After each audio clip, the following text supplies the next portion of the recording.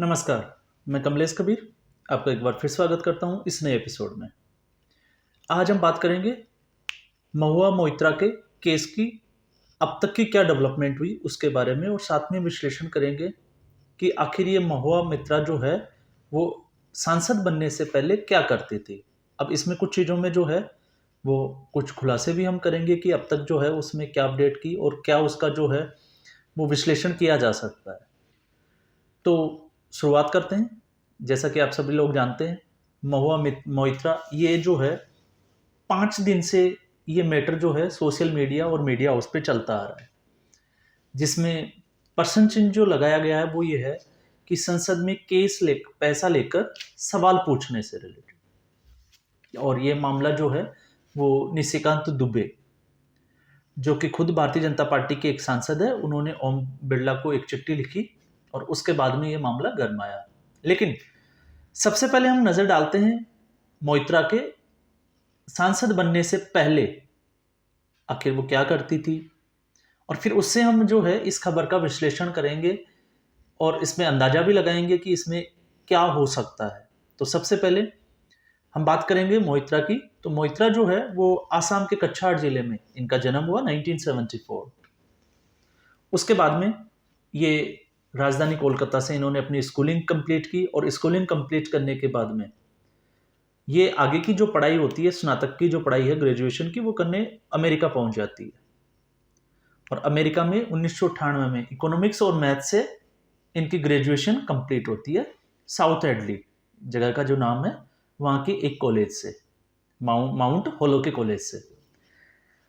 उसके बाद में ये न्यूयॉर्क और उसके बाद में लंदन ये मूव कर जाती है, और वहाँ पे एक फाइनेंशियल इन्वेस्टर, जिसको चाहे आप बैंक कह सकते हैं चाहे एक इन्वेस्टमेंट जो कंपनी कह सकते हैं, उसमें इन्होंने काम किया। जेपी मॉर्गन उस कंपनी का जो नाम है वो जेपी मॉर्गन। और वहाँ पे बताया जाता है कि ये जो है वो उपाध्यक्ष तक रही, मतलब उनका प्रमोशन हुआ, उपाध्यक्ष तक बनी, और करोड़ों की सैलरी जो है वो छोड़ने के बाद में ये भारत की राजनीति में आ जाती है, और 2009 में इन्होंने कांग्रेस ज्वाइन कर ली, क्योंकि बताते हैं कि ये राहुल गांधी से बड़ी प्रभावित थी। और उस वक्त जो है वो राहुल गांधी भी इससे बहुत ज़्यादा प्रभावित हो गए, क्योंकि राहुल गांधी की बात करें तो हम राहुल गांधी भी बाहर से पढ़े हुए हैं, और जो बाहर से लोग पढ़ के आते हैं उनसे राहुल गांधी की जो बॉन्डिंग होती है वो बड़ी जल्दी जो है वो मैच कर जाती है। तो उस सिचुएशन में हो सकता है।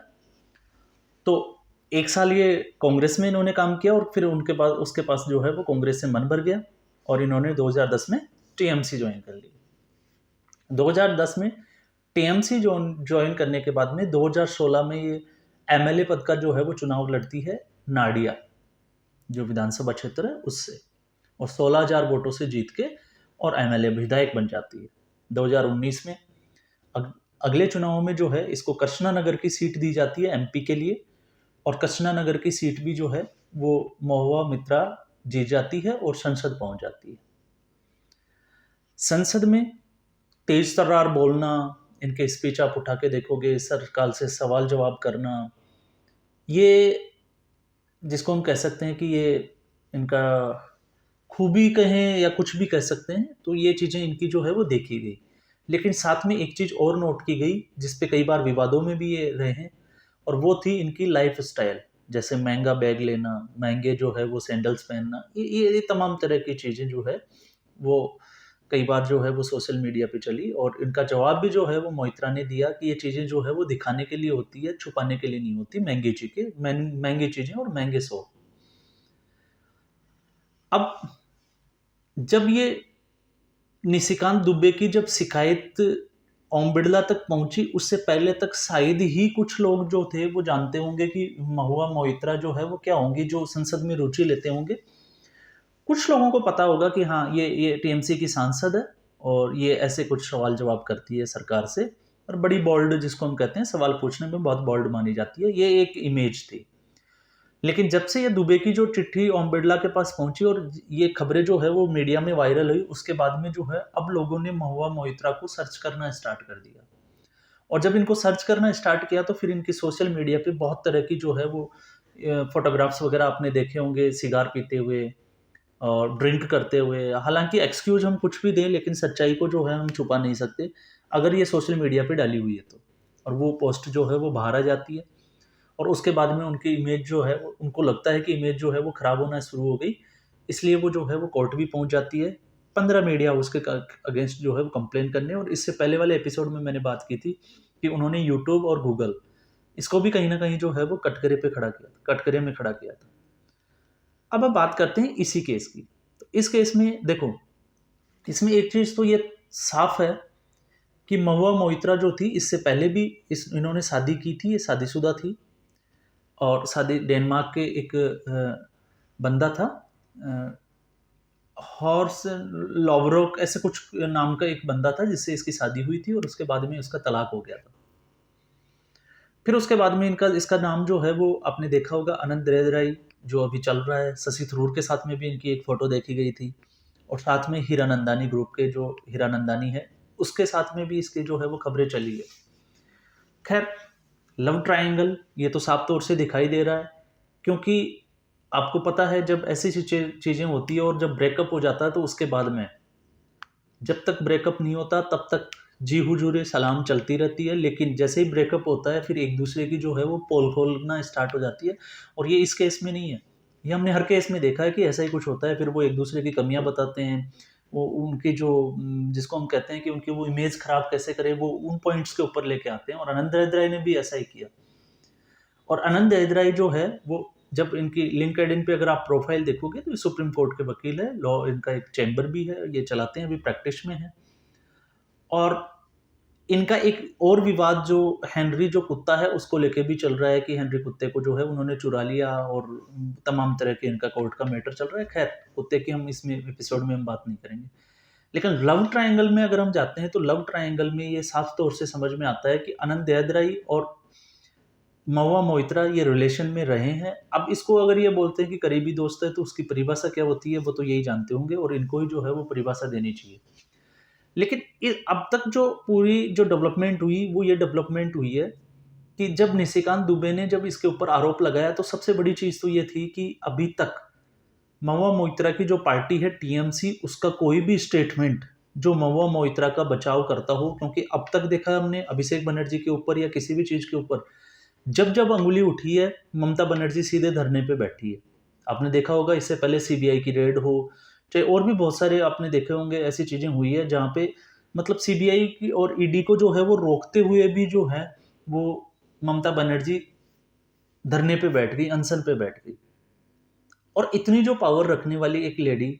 जिसकी पार्टी की जो सांसद है, उसके ऊपर एक बहुत बड़ा आरोप जो लगता है, और बड़ा आरोप ये लगता है, इसके बाद में भी एक आरोप लगा है, मुझे नहीं लगता आपको पता होगा। इसमें एक चीज निकल के आई थी कि महुआ मोइत्रा ने अपनी जो आईडी और पासवर्ड है वो हीरानंदानी को दिए, और हीरानंदानी ग्रुप के हीरानंदानी ने जो है इनकी वेबसाइट, इनकी मेल के ऊपर जो है वो क्वेश्चन डाले जो सीधे अदानी ग्रुप को टारगेट करने वाले थे। और फिर वो सवाल जो है वो महुआ मोइत्रा ने जो है वो 60 में से 51 सवाल उससे रिलेटेड थे, और वो महुआ मोइत्रा ने पूछे।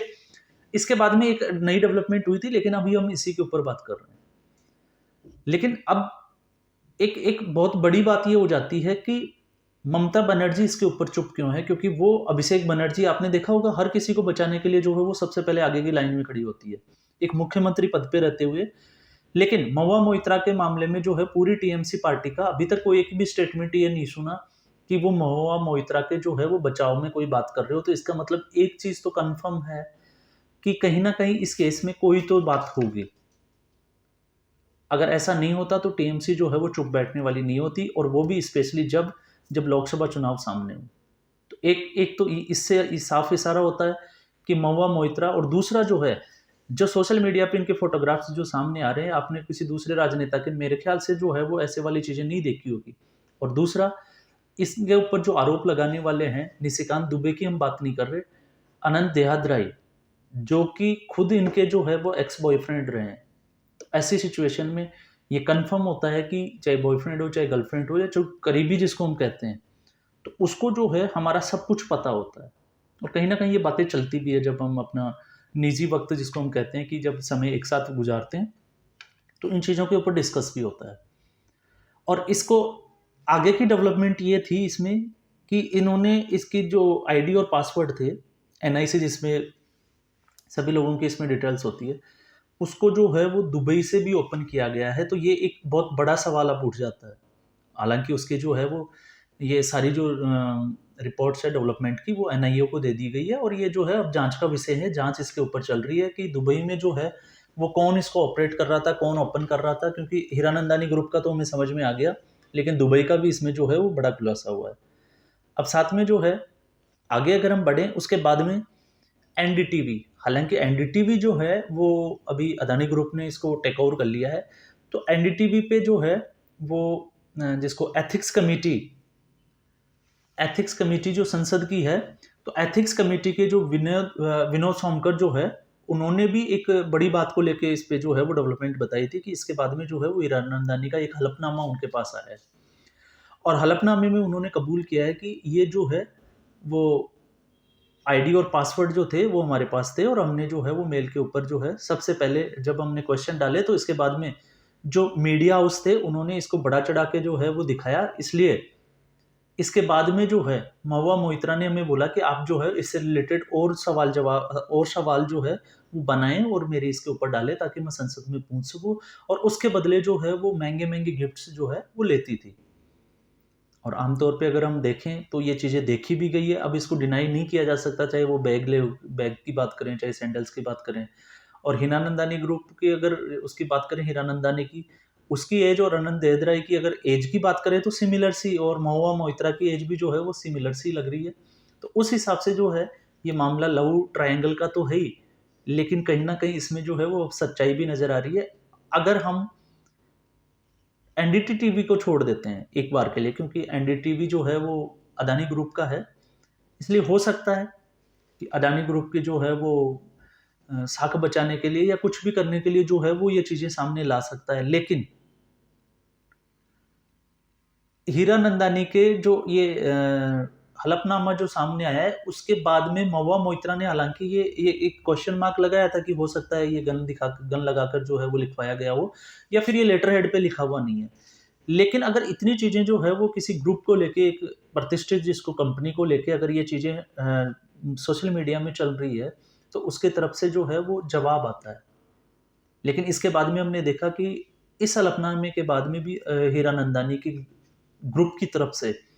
अभी तक कोई भी जवाब नहीं आया। तो इससे अंदाजा लगा सकते हैं कि इस हलफनामे में भी हो सकता है 99% ये चांसेस है कि इसकी सच्चाई हो। हालांकि ये जांच का विषय है, इसमें ना आप कमेंट कर सकते हैं ना मैं कर सकता हूँ। लेकिन अगर ये झूठा होता, तो हमने देखा है ऐसे केसेस में कि अगर किसी के ऊपर झूठे आरोप लगते हैं तो फिर उसकी तरफ से जो है एक हलफनामा, एक जवाब पेश किया जाता है उस ग्रुप की वजह से कि हाँ जी ये जो हलफनामा था ये हमारी तरफ से नहीं दिया गया और इसके लिए हम जिम्मेदार नहीं है। लेकिन इसमें ये चीजें देखी नहीं गई है। तो अब आगे की डेवलपमेंट की अगर हम बात करें तो इससे तो अब ये लगता है कि महुआ मोइत्रा की सांसदी पे तो खतरा है ही,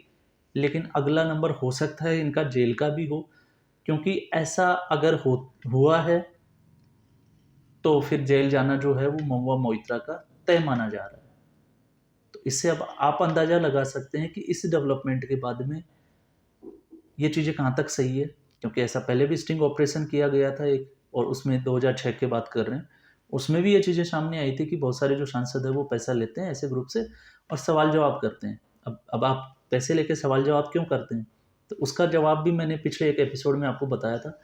क्योंकि संसद एक ऐसा पटल है जिसमें सरकार, जब प्रश्नकाल जब चलता है और जब कोई सांसद किसी अ, ऐसी चीज़ों का, कॉरपोरेट से रिलेटेड किसी चीज़ का अगर वो सवाल पूछते हैं, तो जो सरकार होती है उसके संबंधित विभाग को या मंत्री को जो है वो संसद में जवाब देना पड़ता है, और वो भी सत्यता के साथ देना पड़ता है। तो इन चीज़ों का जब अगर ऐसा सवाल पूछा जाता है तो जवाब देना ही पड़ता है, और जब जवाब देना पड़ता है तो फिर सरकार की उस फील्ड से रिलेटेड क्या पॉलिसी है, आगे के प्लान क्या है, उन चीज़ों को लेके जो है वो सरकार उस पर जवाब देती है, सिर्फ एक सुरक्षा के मुद्दे को छोड़ के। और इस केस में भी हमने देखा जब उन्होंने क्वेश्चन किए, और अगर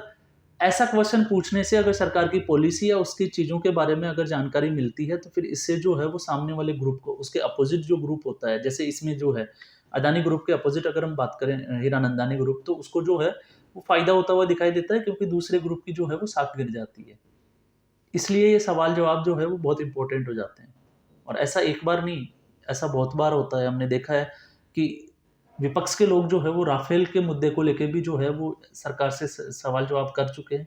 और उसमें लेकिन वो एक डिफेंस से जुड़ा हुआ, रक्षा से जुड़ा हुआ एक मुद्दा था,